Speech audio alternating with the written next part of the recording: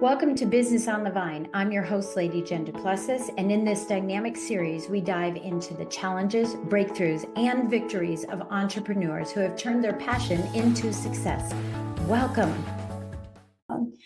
Hey everyone, welcome back to Business on the Vine. I'm your host, Lady Jen Du Plessis, and today with me is Daniel, aka Danny. I'll be calling him Danny Bobrow, who is the creator of the Art of First Impressions, also known as TAFI.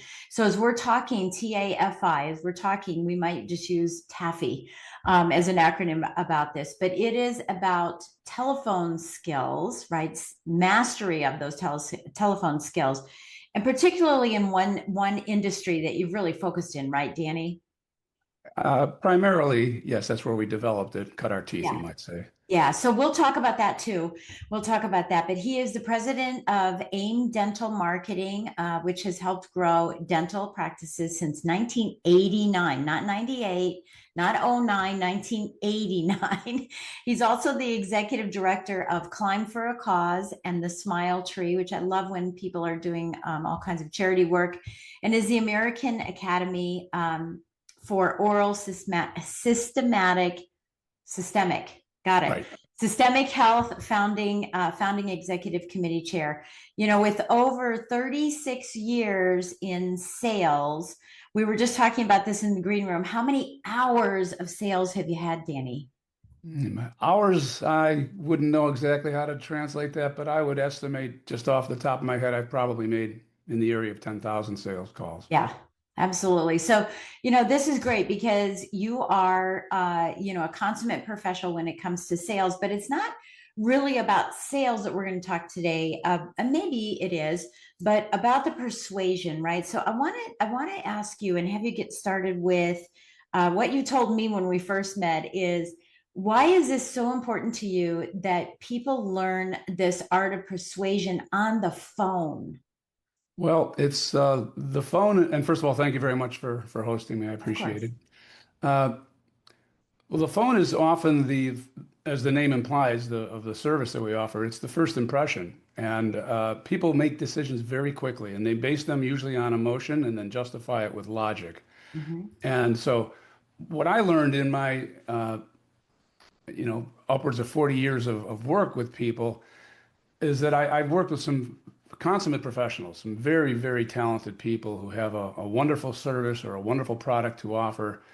And the unfortunate reality is that their success had been curtailed, not because of a lack of proficiency, but a lack of their ability to convey and convey that their caring and their commitment to the other person's success and to do it effectively. Now, the telephone is where we develop the art of first impressions, but as we discussed, I've since evolved or expanded the offering to help people in face-to-face communications as well. And the reason I'm so passionate about this is that there's so much waste and Yeah. uh, emotional anxiety and acrimony that happens not because people don't care. Most people do care, and as I said, most people are competent, but they lack the skills to consistently and effectively communicate in a persuasive manner, and that's what the Persuasion Blueprint and its forerunner, the Art of First Impressions, are intended to address. Yeah, and we're going to talk about that here in just a few minutes. But this is called Business on the Vine. What we do here is we dig into your business. So, you've been in business now for 36 years in this particular realm. What helps you with that sustainability? Because, we're talking to people that are listening are business owners looking for, the heard it through the grapevine, right? They're looking for ideas and perspectives on how are you making this last? Because maybe someone's listening and saying, I've been in business for 3 years and do I have to do this for another 33 years at this at this level? I'm burning out, I'm this, that, and the other. So give us some insight as to how you've had such sustainability over all of these years. Absolutely, and I'll assuage some of your viewers' concerns by telling you that now, if I knew then, 36 years ago, what I know now, it wouldn't have taken 36 36 years years. or 5 years. And it hasn't taken, I mean, we've been fortunately Yeah. successful for a little bit longer than 30, than just last week. But the main thing is, I think, to recognize that people don't care about your vision until you demonstrate that you care about theirs. Hmm. And I think for a number of reasons, people are preoccupied with wanting to offer the very finest offering, which is as it should be.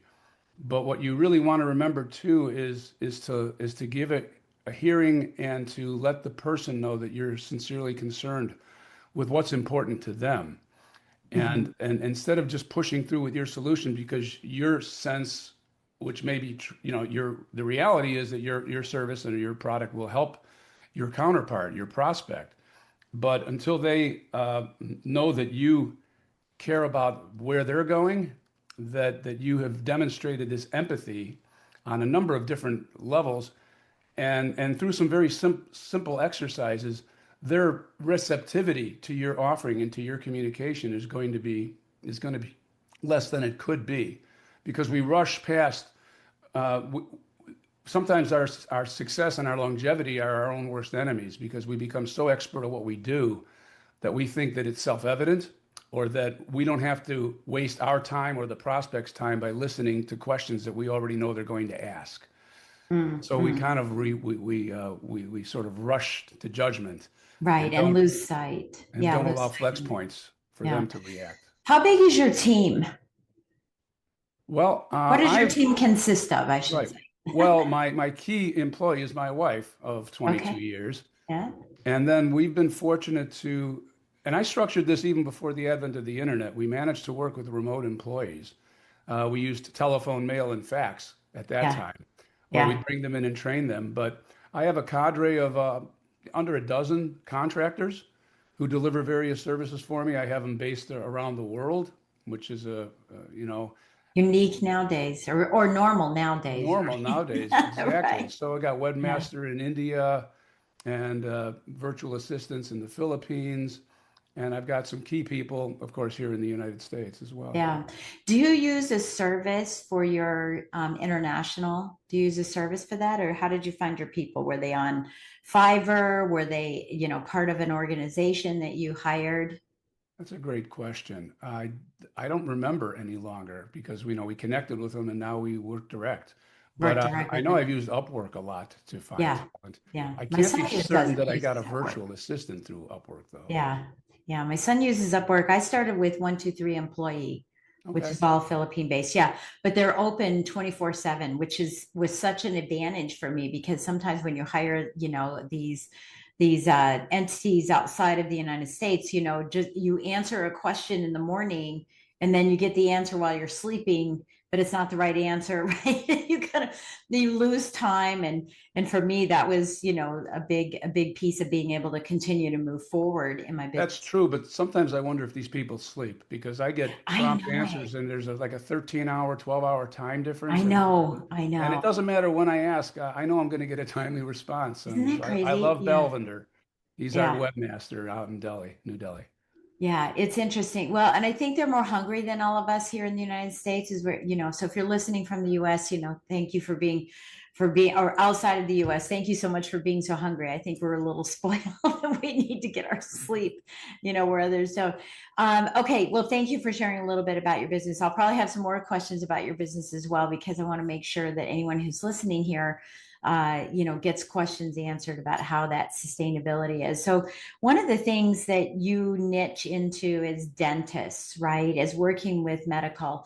So tell us why it started with dentists. And of course, I have a story that you and I talked about. I'm going to tell that story here. That it's a short one, but it's the truth about what happened to me most recently. That is right up the line of what you do. Okay, cool. Well, in terms of why dentistry, didn't actually begin in dentistry. I could say I cut my teeth in the fitness industry. If you want to go back far enough, I had a window washing business when I was a teenager, and that's where Wow. I really learned about empathy and listening and sales tactics before I actually formalized them. But then I got into the health club industry. I worked for a number of different groups, some very large ones that you would recognize, and learned a great deal about communicating with people and empathy and Mhm. listening, really. But the reason that I gravitated into dentistry is quite simply is come from a family of dentists, and my brother, my younger brother, was and continues to be a practicing dentist just outside of Chicago. And he identified the opportunity for me. I mean, in his Mhm. usual eloquence and demure fashion, he said, Yeah. dentists are dying out there, Yeah. which may come as a surprise to some people, but it was becoming competitive. And when we started the business, you couldn't even use the M word in polite company, the M word being marketing. Yeah. It was frowned upon. It was even illegal until 1977, before FTC versus American Medical Association permitted advertising in the health fields. Wow. So Yeah. it's undergone quite a metamorphosis, but that's why we selected it. And I'm glad I did because I am passionate about the care that the dentists deliver. And this is what I was going to say earlier is to really to connect with people, you need to be genuinely passionate about what they do. Mhm. And we're genuinely passionate about what our health partners do, and that's why we call them health partners and not clients, because our company's commitment is to improve the health and extend the longevity of people of the United States and the English-speaking world. Not that we don't care. Well, my foundation goes well beyond the English-speaking world, but in terms of the clients that we work with, um, that's the only language that I speak very well. So Yeah. that's why we're focusing on that. But that's why as you mentioned, I was founding committee chair for the American Academy for Oral Systemic Health, which really launched the whole body uh, health movement in dentistry, which is a recognition of the realities which are becoming ever more apparent that the health of the body is inextricably linked to the health of the mouth Yeah. and Yeah. all the different ways that we can help save people's lives, not just make them smile, Yeah. Oh, cosmetically. yeah. I mean, even from cancer, I just went to my dentist the other day, and he's always the thing that attracted me to him originally. And now they're friends of ours. They go on our boat with us and everything. But is that he does a cancer check, under your tongue and stuff every time you go. And I thought, what is he doing that for? And it's ironic that you're talking about this because I was just there on Friday, and as we're doing this is Monday, and there was a whole body chart that had the mouth going to the lungs, and the mouth going to the heart, and the mouth going to the gut, and the mouth going, and I said, oh my gosh, he's really kind of leveled up his game, to really look at full health, and he did some extra things that he's never done before. So I Mhm. think that that's, Which shows that he's always learning and open to new protocols oh yeah, because it is a absolutely. rapidly advancing science. Yeah, yeah. So he's definitely It's into it. I wonderful. love that. And so let's talk about why this is so important for you. And I'm getting back to the first impression. I want to make sure the art of first impressions, TAFI on the telephone. As you and I spoke, and why this struck me is it's not just for dentists, it's not for doctors, it's not, it's for every business. It needs to have the art of first impression. And we used to hire gosh, people my age now, when I was younger, we used to hire older women because we thought, hey, they're grandmotherly like. They'll take care of people. They'll offer things. We want to make that first impression at the front door. And that's when we had offices and things like that. And so as the story, just a real quick story here for everyone to listen to here is that I've had a dermatologist for over 20 years, and I've had it with their attitude. And I left them and went to another dermatologist, and it's so pleasant to walk into that office and everyone be happy to see me, be happy to be serving me. Um, I'm not just, I don't feel like another number. And this particular dermatology office, it's sad because they've lost me after 20 years. Right. And that speaks to the reality that right or wrong, the Uh-huh. typical consumer of most services can often cannot tell the difference between good and great care or Mhm. protocols, clinical care. What makes somebody successful is the caring that they demonstrate. Yeah. And so that, your new dermatologist, to their credit, recognized that reality. And Mhm. and I know, I, we got into the business because Yeah. originally our job was just to get the phone to ring.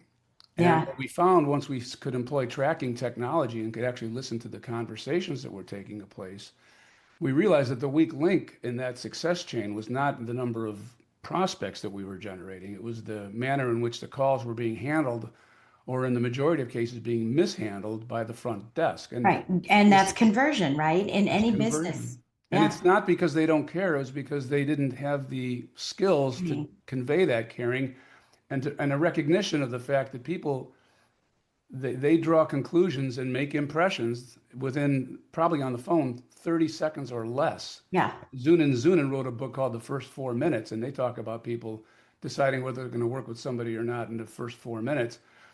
I can tell on the phone when I listen to calls, usually within the first 7 seconds. Yeah. And that's It's kind of what's out there in the world is that 8-second fish thing, you know. Yeah. Yeah. You know, here's what's sad about this is I went down the hall on the same floor in the same building to another dermatologist. wow. And you expressed your frustrations, and they were able to relate to them instead of just Yeah. give you They're more of a like, oh, say. it's really sad because they're really good at what they do, but we get that a lot. And I'm like, Hmm. oh, yeah, that should change, right? It should change, but it doesn't. But let's talk about business as a whole on first impressions. And one of the things I want to ask now, you know, because we're in technology, and thank goodness you're into technology as well, is and yes, I can say AI, but it's really just the automated phone systems and stuff. I hate them. I'm just going to tell you, I hate them. I hate those. I push one if this or four if that, and it's not my option. It can't hear my voice. It doesn't know what's going on. It's so frustrating. The phone tree By the, labyrinth. and Yeah. by the time I'm to a human being, I'm angry and Right. I'm Doesn't help. fussy. No, technology, can be our worst enemy or our greatest friend. Yeah. When you were talking about hiring grandmotherly types when we were younger, uh, we had an outbound telemarketing service, which we worked with a group out of Minnesota, and their callers were all retired women who were on basically farmhouses and ranches in the Minnesota hinterlands, Mm-hmm. and they were very effective. And now that doesn't exist. You can't No. find that. What you have now are AI trained callers. Mm-hmm. And I was originally recently approached by one, and they called, a human being called, and they said, "All right, well, we're going to do a demo for you." And they had the demo call me, and I mean, it's a kind of a happy ending. But so the first when they called, I suspected it wasn't a real person, but it was pretty good. So I said, Yeah. "Let me ask you, are you a real human being?" Yeah. And it paused, and it said, "Yes, I'm a real human being. Oh Is my that God. is there a problem with that?" So she not only lied, but she copped an attitude with me. Right. Is there a problem with that? And I Right. said, "Well, there could be." And she said, "Well, I'm sorry you're having trouble," and hung up on me. Oh my gosh. Yeah. So I shared Yeah. that feedback with them, but their salesperson was a very good salesperson, and he showed a great deal of empathy and took copious notes, and then got back to me and said, "Well, we had actually changed the algorithm based on your feedback," which I think was true because they subsequently did a much better job. They Yeah. went from open-ended to close-ended, where Right. open-ended allows the Right. bot to riff a little bit, Yes. Yeah. and I don't think they're at the stage where they can reliably riff Well, yeah, and you definitely don't within want the your range. reputation, laid upon that kind of thought process, what might come through. And if are they being nice to their AI? Because I know people that have just been to their AI and it's responsive that way. I say please and thank you to my I stupid do the AI. same thing. That's so And it's funny. more Yeah. responsive. It's more I, friendly to I me. And think so. I it's think the that craziest right. thing. They've been trained. They'll pick up your tone, Yeah. and so even when I'm dealing with my AI, Copilot is the one that I use most. I'm always respectful, and Yeah. sometimes you got to be careful because they're always complimenting you. What keen insight your question I suggests, know. and Yes, you can yes, get a yes. you can get a bigger head than you may already have. Well, hey, one of Speaking the for really myself. good questions, and I'll throw this out to everybody listening too, is one of the best questions is where are my blind spots? And it's pretty scary. So I went in and asked, we call her Gigi. We went in and asked Gigi, hey, where are my blind spots in my business? And oh, look at that. You're writing it down. That's cool. So if you're listening and you're not watching, Danny's writing that question down. But yeah, it's pretty cool to find out where are your blind spots. And it's a little scary at the same time, you know. Yep. I have a question for you, Jen, since you noticed that. How did you feel when you saw me writing that down? I felt great because you're listening to me. Yeah, Okay. And this is listening. And part that's of a the sales coaching. tactic right there. It is. It's Yeah. part of the persuasion blueprint. You hear a lot of people Yeah. say, make eye contact with people. Yeah. And Yeah. and that's true and important. But Mhm. taking notes, as long as people know that you preface it or you conclude by saying, I just want to make sure I'm duplicating everything correctly that you're sharing with me. Yeah. Is that Yeah. all right? Then Right. they say, oh wow, this person is really listening. So Right. Oh, that's the old Peckham method, right? The pause and have the empathy and ask the questions and then, go back. Okay. So let's talk about the art of first impressions for businesses. What is the number one thing in your perspective, from your perspective, that a business owner needs to have, needs to do, needs to not do to make a first impression with that first point of contact with the client over the telephone or on Zoom? I'm not talking about social media. I'm not talking about emails and things like that. understood. But now you got This that is opportunity. interactive. Yeah. Yep, this is real time. Well, first thing is if you're not doing it, make sure that you have the protocols done and that you're holding your team accountable because we've had a lot of people who hire us and retain us for the service delivery, and then they sort of just throw money at the problem. And unfortunately, a lot of teams are trained, especially with if they have owners that are accustomed to chasing the latest shiny object, to Yeah. just wait them out and say, well, because people are creatures of habit, all of us.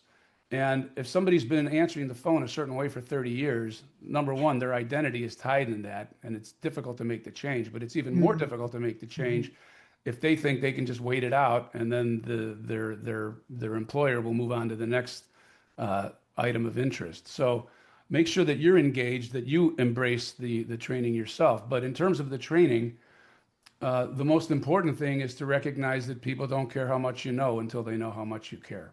And so let's stop there for a second because you said that a couple times. They care about vision, and it's such a cliche. I know it is, but this is why we say so many cliches that we have, right? They have true meaning. But when someone hears that, because I may be asking a question that someone's listening, it's like, I've heard that before. I've heard that before. Can you go a little deeper on that and help us I can. understand, It's brain why is it science. so important? Yeah, because that's the way our brains are wired. This is neuroscience that the limbic system, which consists of the amygdala and the hippocampus, Hmm. uh, is the center for assessing emotion, fear, excitement, trust, security, skepticism, and Fight or flight, right? and right, Fawn. exactly the fight or flight reflex, and Hmm. or and the hippocampus will imprint memories. And so people have very strong memories that are associated with experiences, and they're constantly subconsciously scanning for things that remind them of positive or negative experiences that they've had in the past. And Hmm. so you basically, the goal is to want to get to their part of the brain where they're actually able to hear you and process logically, and that's the prefrontal cortex. Well, the mediator between those is the anterior cingulate cortex, and that's sort of the gatekeeper between emotion and deliberation. Hmm. And so our goal is to use techniques that open people's minds and hearts up at the same time so that they're receptive to what you have to say. Hmm. There, part of the training talks about avoiding negatively charged and embracing positively charged words and phrases, because certain words have meaning that strike like a punch to people. Just Hmm. words, so they really make a difference. So we talk about the uh, the need to establish rapport, convey empathy, and when appropriate, exude enthusiasm, because that's another trap that a lot of salespeople fall into is being enthusiastic at the wrong time or in the wrong degree, and that smacks of a sales tactic. So it's Yeah. it's it's Yeah. about calibrating and pacing, and these are all techniques that we teach. But that's why it's important, because at the end of the day, this hasn't changed. Dale Carnegie said that a person's name is the sweetest sound they'll ever hear. Yeah, yeah. And for people that have a difficult time connecting maybe at the beginning, I emphasize that, especially if a person has a difficult to spell or pronounce name, that's a golden opportunity for you to connect with this person by slowing down and saying, I apologize before we continue. I wonder if you'd mind. I want to confirm the proper pronunciation and spelling of your name. Mhm. And that is gold for them. The other thing it does is it helps open opportunities to establish common interests. I Mhm. just last week went out for dinner Friday night with my wife, and the server uh, he was very kind, and I asked him his name, and it turned out that I knew someone with a similar name, and they had a similar heritage and background, and it expanded into this whole conversation. And he wanted to ask me for my contact information, and Yeah, so it's a simple technique. So you might say, "Well, I'm not good at that." Well, then these are some things you can use. yeah. Not or not good at that yet, right? Working Exactly. working towards that. Yeah. We Well, do because it's that all all the practice. time at the restaurants. We're Mhm. like, Sarah, maybe she thinks we're abusing it, but I do think it's important because it makes her a person. Well, I Uh, just wrote a blog post on how, vendors, whether they're on the retail side or your own workers, are the most underappreciated and often, disrespected group. And that we really need to remember that they're human beings. I mean, not all of us, but many of us do this already. But, if you want to get good care, you've got to deliver care yourself, yeah. basically. Yeah. I mean, I think that, and I love that so much. I don't know why that resonates with me so much better than, people don't care how much they care until I mean, don't care. What is it? People don't care Care how about much you you. know. Yeah, about how much you know until they know how much you care. I mean, I've heard that for years and years. I've been in sales myself for 40 years. I've heard it, but there's something different about what you just said that resonated with me even more. And, we need to take that time as business owners to, really understand what the needs are of not only our clients, but our vendors and our employees Right. as well. And that's something that makes a successful business as well. Would you agree? Yes, I would. And I think that it's resonating more with everybody nowadays because we're in such a polarized environment. Yeah. And that's what's motivating me is that these skills transcend business. They will Mhm. help you better communicate with a friend with whom you may have an opposing political view, Yeah. and therefore your friendship is in jeopardy. Mhm. It could be communicating better with your teenage daughter. It has implications for eliminating bitterness and and and and anger and replacing shedding more light than heat in arguments, which again you've heard before, but I think it's Yeah. all the more important than ever. Yeah, I think that's important. Okay, so showing people how much we care, right? Not just, hey, you're knowledgeable. Even in podcasts, and I have a course where I teach people how to podcast. And I always say it's not how much you know, it's how much it's not uh what do I always say? I'm trying to remember some of the phrases I say. I just said this at a speaking event that I was at is be known for how not how much you know, but how much you made an impact, how much you cared about them. I didn't use the word care. I used the impact that you have on people. And so a lot of times people will get off of a podcast and think, and I know I do, I listen to podcasts all the time. I get off and I go, well, they know a lot. Right. He knows They his stuff. know a lot. Well, that's where the persuasion blueprint comes in because caring is only the first of the three C's of effective persuasive communication. The next two are connection and collaboration. And that's what you're talking about now, Yes. which is how do Yeah. we make a connection? How do we establish credibility and earn their trust? And Mhm. that takes practice. It's a balancing act because if you tell them too much about yourself, yeah, they might say, yeah, this person knows a lot, but I don't feel like I've made a connection, and I don't feel that they're going to make an impact on me. And Right. collaboration is really about customizing the solution so that they're a partner in the path. And again, Yeah. this is where being too knowledgeable can work against you because we know that what we're going to do is going to work for you. So basically just shut up and listen, and I'll tell you. Uh, you Right. know, and often we just about every question that somebody could ask us, we've heard before, but it's a matter of respect, and it's also in your own interest to give them the time to share that with you because for one thing, you might learn something. because people do have a way of telling us things that maybe we thought we knew, but we didn't. And sometimes we want to finish people's sentences because that's we think that's going to show them how knowledgeable we are. But or we'll engage in comparative reality.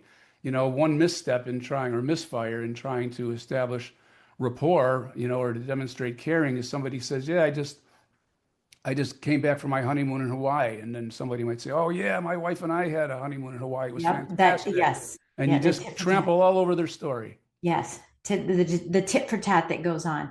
You know, Comparative reality. as we're sitting here talking, I'm reminded about someone who's been on one of my other shows, Jeff Hoffman. He's the founder of Priceline.com and Booking.com, and he actually invented the kiosks that we all use in the airport when we get our tickets. And he invented that when he was 27, but it took forever to get to market, right? But one of the things I learned about him is you're talking about this care, right? Not only, and I'm thinking more specifically of employees right now, is that well, even in the charitable world, you know, and you do a lot of charity, which we can talk about as well. But he kept saying, you know, they should do something about this. They should do something about those homeless people. They should do something about those people that don't have money for health care. They should do something. And then he realized one day, I am they. Well, Gandhi said, "Be the change you want to be, That's exactly or you it. want to see." That you want to, yeah. And he said, you know, I am they. And so what he started doing in his company at Booking or at Priceline.com was bringing all of his employees in and saying, what is your life goal? What do you want to accomplish? And he said, and this was the catalyst, the tipping point for him that he ended up selling this over $1 billion, right? The catalyst was that he found out that one of his employees tells the story. One of the employees said, one day I want to be able to make enough money that I can buy my mom a house. And so Jeff said, let's make that happen. And now he's in tune to it as a business owner. So Well, what now he does, his yep, vision includes their vision. right, And exactly. And that no one cares happened. about your vision until you care about theirs. That's a key of Exactly. leadership. Exactly. Absolutely. That's And exactly what you said. and Robert Maxwell said in a recent book that it's not the role, it's the goal. Yes. And one of the keys of teamwork and leadership is committing an organization to a goal that's bigger than any one member, that's bigger than Yes. yourselves, and that you agree on, of course. Yes. The vision has to be bigger so that it includes everyone else's lives in it, right? And if they don't want that vision, then they don't need to be on your team. That's right. That's okay. Right. Right. That's Right. right. That's right. You can't be all things to all people, and we talk Right. about it under the collaboration component of the Persuasion Blueprint that you have to you know, demonstrate the person's that you're committed to their growth, and Mm-hmm. that you're in alignment on this path that you're on. That it's about establishing a co-path, an ownership. Uh, Well, and you're going to have better employees anyway, you know. right, Right. and if they don't fit, I mean, yeah, then it's fair to both of you to realize that earlier than later. Yeah. I agree. I agree. And I imagine everyone who's listening is agreeing this too. All right, let's give them some real hardcore a strategy that they could use today as they're listening. What could they use today to change the trajectory of their first impression? Whether it's their team members, you can go in any direction you want. Whether it's that receptionist, that phone booker, right? The person who makes appointments, or whether it's themselves. What is the one strategy that they could take on today? A script, a word, something. Sure. If we're talking about the telephone, we can stay on that. I work I've worked very hard to develop a series of statements, and I hesitate to use this word script because people Right, I they either understand. think the script is a magic bullet or they bristle at the thought of using somebody else's words as they may Right. interpret it. But I call this the TAFI introduction. TAFI again, short for the art of first impressions. And the I'll try to be as succinct as possible. It's five statements, and Okay. the first one is thank you for calling our company name where our company tagline. This is Danny. How may I help you? And we ask you to do it exactly that way because there's a lot of meat in there. And then the next person will say, "Hi, I'd like to know if you're in my insurance plan. Hi, I'd like to know if I can get a portrait done for my wedding. I'd like to know if if you can set up a 401k for my company. I'd like to know why the sky is blue. In other words, I don't really care what question they ask. The answer should always be the same. The answer should be, I can help you with that. My name is Danny. May I ask with whom I'm speaking? Now, sometimes people will ask, well, why did you just give them your name a second time? And Because Jen, they didn't hear it the first time. that's exactly right. Most of them didn't hear it, and if they did hear it, they might use it, Yeah. but they probably don't. So then, and you'll notice that I didn't say like this is fun, and this might have been similar with your dermatology practice. When you first call and you say, "Hi, I'd like to make an appointment," the first thing that a lot of people will say is, "Your name?" Yeah. You're no, no, no. You know what it is? Date What? of birth. Well, that's second. Yeah. Date of birth. Because they're going down an intake list Yeah. because this information is important, but it's not just what you ask. Or what insurance company you have. Exactly, you're right. So it's not just what you ask, but it's how and when and Mm-hmm. in what order. So sure, you'll typically get your name, date of birth, insurance company. Mm-hmm. Well, you know what? I think Ralph Waldo Emerson said that if we're going to do business, the details can wait. If we're not going to do business, the details don't matter. Ah, yeah.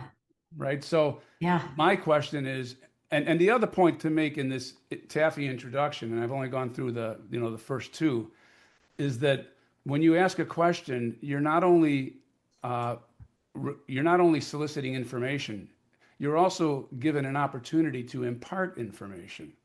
So the next question that I would have, if it's healthcare, is whatever, they told me their name, and the other point was that it was a quid pro quo. I gave them my name before I asked them for their name.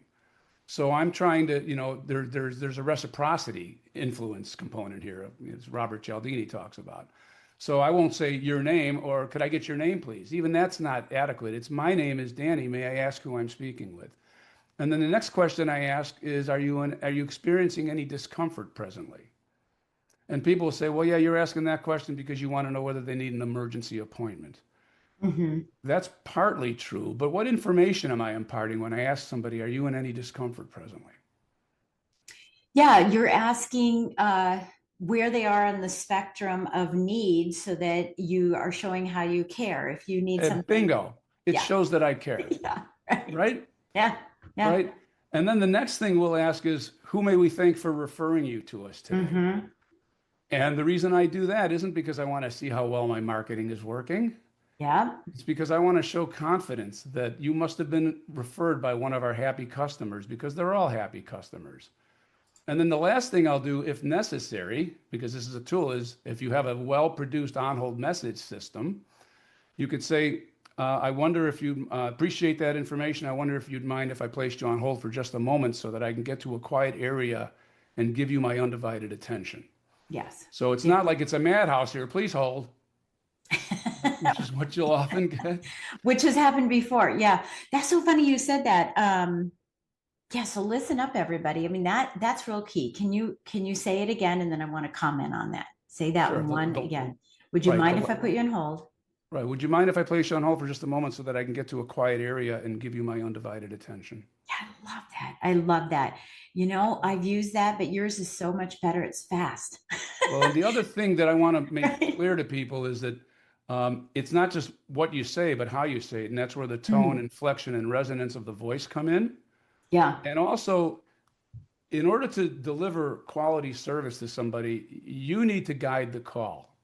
And the person who asks the questions is in control of the call. Yeah. So, what you may or may not have noticed is that these were all, for the most part, closed ended questions because I don't know the person well enough to have permission, implicit or explicit, to go into open ended questions where I invite them to elaborate.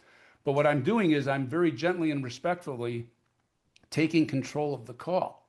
Hmm. Because otherwise, what you'll hear often is, yeah, I'd like to know how much a crown costs. Well, that depends. What does it depend on? Well, it depends on the type of material you use. Well, I just want the cheapest material, Right. right? So who's in control there? Yeah. Yeah. Absolutely. And you're going to have that though. Let's be real. We're going to have 10 to 15% of people that are all about rate. I mean, rate, price, quality, that kind of thing. And there will be some of those. And there are answers to those Yeah. still. So affordability is important to you. Is that correct? Hmm. Yeah, Yes, well, right. it is to most people, It's and that's why we make redirection. it possible for the blah, blah, blah. You just go into it. So if Yeah. you prepare and train, and that's the challenge with a lot of people that have a skill set, especially in the healthcare field, and it's also an opportunity. A lot of doctors, they're very comfortable with clinical protocols. You know, Yeah, they of know course. how to set up the operatory. They know how to sterilize and have people bring in the right instruments and have everything placed, and they do all that. And I say, okay, so you don't wing it when you go into your operating theater, is that right, doctor? Well, no, hell no, I don't. And Now yet, I know where this right, is going. yeah. Well, why don't you apply that same mind and skill set to the soft skills of practice management? Hmm. Because they're just as important and that mindset is just as valuable.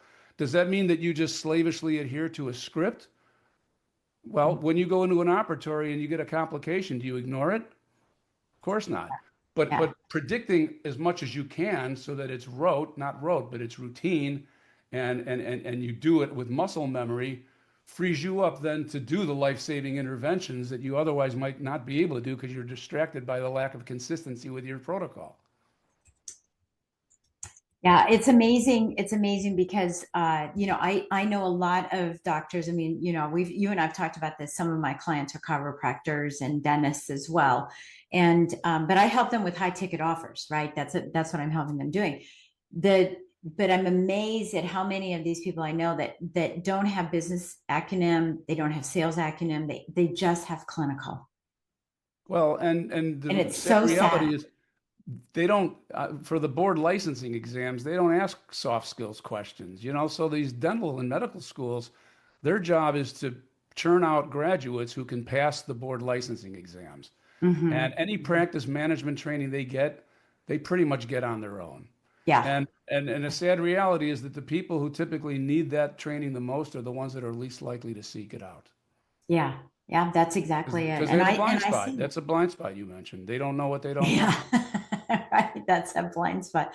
I love it. So I know you have something for everybody. We have a link below that people can use, and we'll also have a discount code that they can use to get access to whatever it is you're going to be giving us. But I know that you're giving us something about the blueprint. Is that correct? Yes, You want to tell my us a little bit pleasure. about that? Sure. Yeah.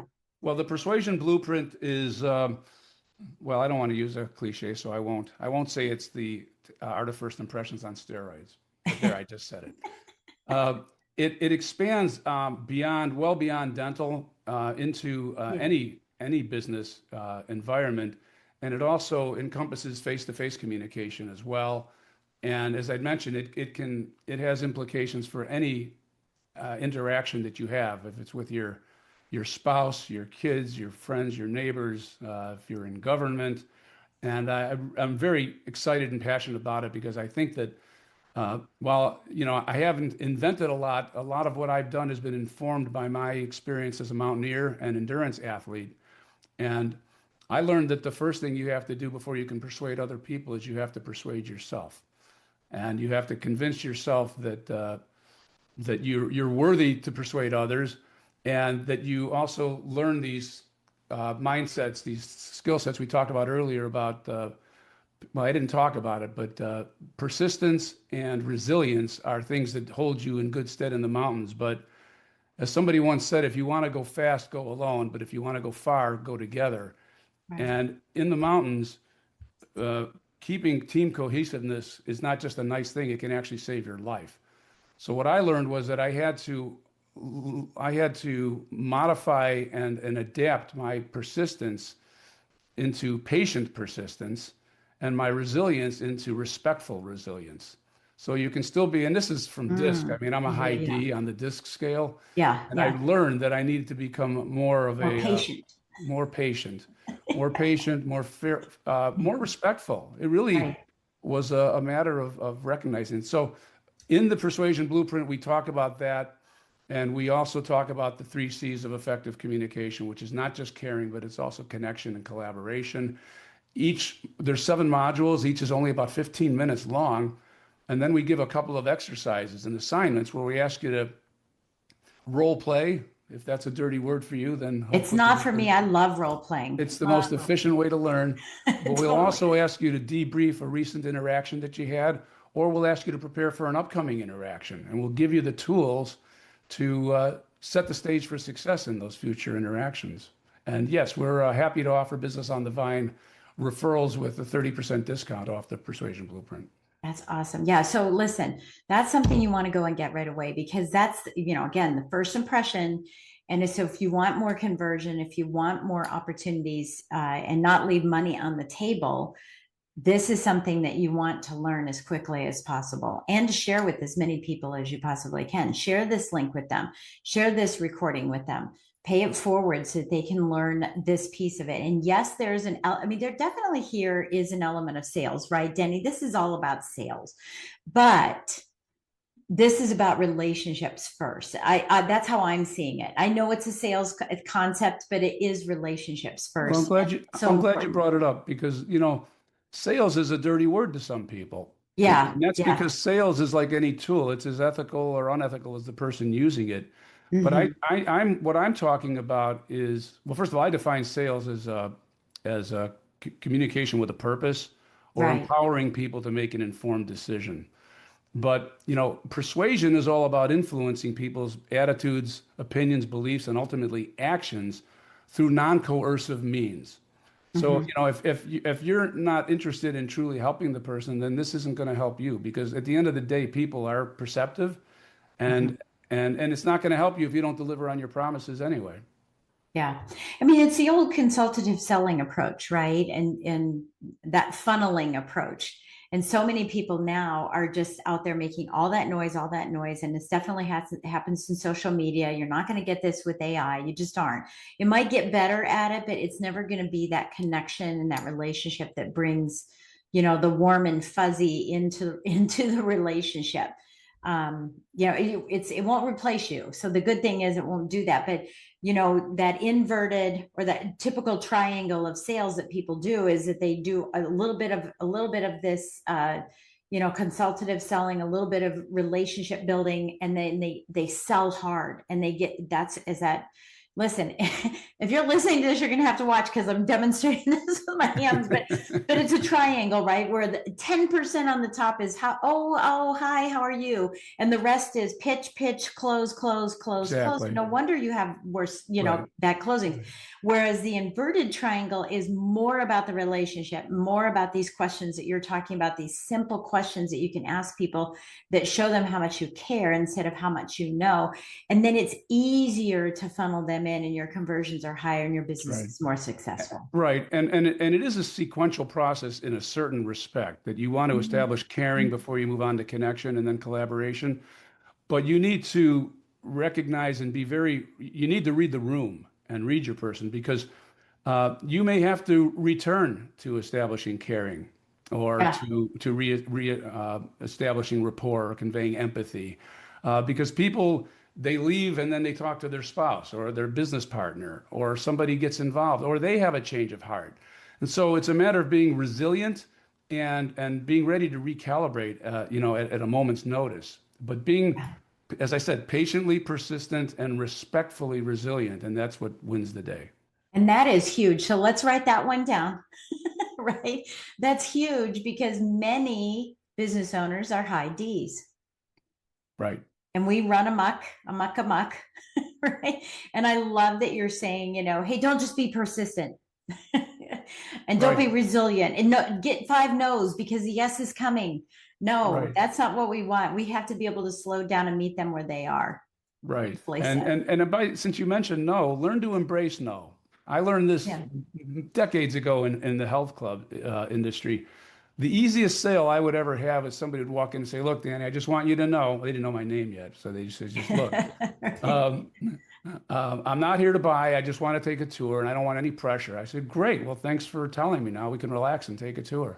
Yeah, And that's that's what we exactly. would do. And I was resigned to it. Okay, so maybe you're not going to buy today, but now we can relax, and they could relax because no is a tool people use just to retain control. And yeses can be awfully misleading too because there's three kinds of yes. There's the commitment yes, which we all want, But then there are also confirmation and counterfeit yeses, which Yeah, people will say just to get you off the phone or to tell you what you want to hear. that's it.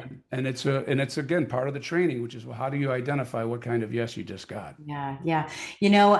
Alex Stern, who's the co-founder of Constant Contact, says that a no is just a maybe that waiting to be a yes down the road, right? And I love that he says that, because he says it's okay for people to say no, because it means that it's a maybe yes down the road and it's coming. So just be patient, wait for it. It'll be there when the time is right. That's right. Yeah, yeah, that's beautiful. All right, any parting thoughts that you have? We'll have the link below so people can connect with you. We have all of your social media, etc. Any parting thoughts that you'd like to give to anyone? Only Everyone. that the coaching that we offer is a self-contained module. If it will work as hard as you'll work it. It's not a magic bullet, but I think I bring a lot of value and a unique perspective based on my experiences as a mediator, arbitrator, mountaineer, and working in a number of different industries. I really have worked with a lot of people, and I've offered a lot of advice through the years. And I'll be honest, the majority of it has probably not been accepted. And so when I created this, I really went into it with a mindset of, now, like, if it were me, what would most likely resonate with me, and how would I most likely derive value? And that's what's informed the development, which is why the entire training is 2 hours. But honestly, if you just do that, you're only going to get limited value. You probably want to put in an extra half hour to an hour on each of the modules. So you're probably looking at 8 hours of commitment over whatever time frame is comfortable for you. And if you're Yeah. willing to make that Yeah. commitment, I can. Oh, and incidentally, if you've done that and you don't think you got value, not only am I offering 30% off, but I'll refund your complete investment, no questions asked. Yeah. Yeah. Beautiful. I'm glad that you offered that too. And that by the way is a great salesperson too, because it's saying, I know where my money, where my mouth is, but you have to do the work. You have to do the work. You have to really put in the time, to do it. And by the way, when you watch a module, any module, this podcast doesn't matter. You watch it the first time, you only retain 10 to 30%. So you have to watch it over and over and over so that I've said that, I don't know about you, but I said that in movies, like, I don't remember that and them saying that in that movie. Or I've said to my coach, you've never said that. And he goes, I say it every time, Yeah. every time. Yeah. I'm just ready to listen to it. And I've sorted through all the other pieces that I had to get through first before I got there. So beautiful. Thank you so much, Danny. It's been a pleasure having you on the show. I can't wait to, share some connections with you that will be helpful to your business. Share connections I think that would be valuable for some of my clients as well. So I thank you so much for spending time with us today. It means a lot. Oh, it was a pleasure, Lady Jen. Thank you very much. Thank Appreciate it. you. Okay, everybody. So listen, thank you so much for listening in. Hop on over to YouTube. Be sure to subscribe to my channel. And also don't forget that we have a couple of master classes coming up. We'll have the links below so that you can sign up for those and get to learn more about what we're doing. You never know. Danny might be a guest on one of our masterminds. So our master classes. So you always want to be looking in and listening in to see who's showing up so you can get even more information to make your business as successful as possible. Thanks again for being a guest and listening into Business on the Vine, and we'll catch you in the next episode. See ya. Thank you for joining us on Business on the Vine. If you found value in today's conversation and would like additional support, go to supportfromjen.com. Remember, the best ideas are always discovered on the vine. So keep innovating, stay inspired, and continue to grow.